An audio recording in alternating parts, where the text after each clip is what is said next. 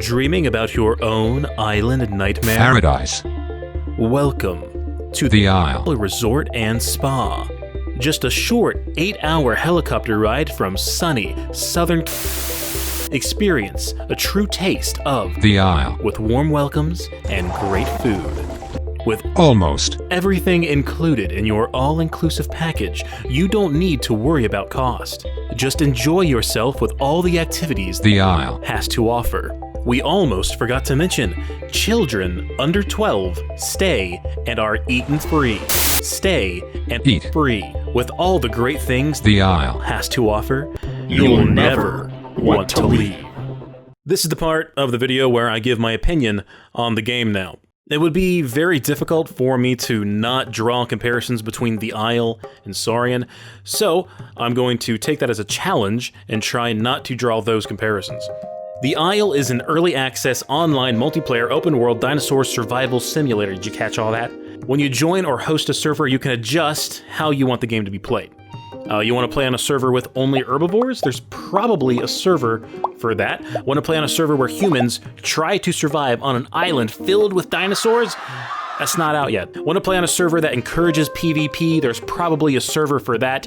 Do you want to play on a roleplay server where you're part of a dinosaur family and you're the baby and everyone has to love you? There's probably a server for that, and if there's not, I'm gonna make it. So like I said, The Isle is in early access, and apparently until recently it had been having some issues. With about 5 years of development and not a whole lot of progress. In fact, they've actually scrapped one or two things. To try and alleviate some of the tension from players, the developers have released this beta build of a revamped version of the game. There's still some irritation though, and there will continue to be until some real forward progress is actually made. Speaking of which, these are some of the things that the developers have in the pipeline, some of which actually sound neat, like more realistic dinosaur AI, full mod support, 20+ playable dinosaurs, and the addition of humans for that human versus dinosaurs fighting. But with the addition of humans, some of the planned features don't sound so neat, like a player crafting system and dynamic aerial drop-in spawning. Why do those two things sound so familiar? So the mechanics in the game aren't exactly revolutionary by any means, but they don't really need to be either. With a concept as simple as be a dinosaur, eat to live, I don't think you need anything fancy, like hook shots or flying.